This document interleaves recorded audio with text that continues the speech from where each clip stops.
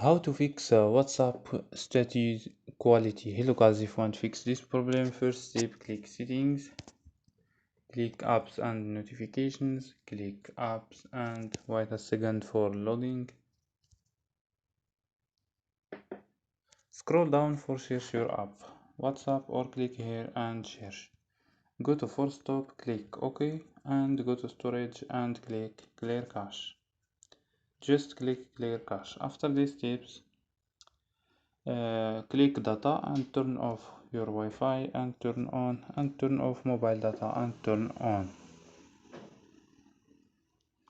You can also restart your phone. So don't forget like and subscribe. Bye.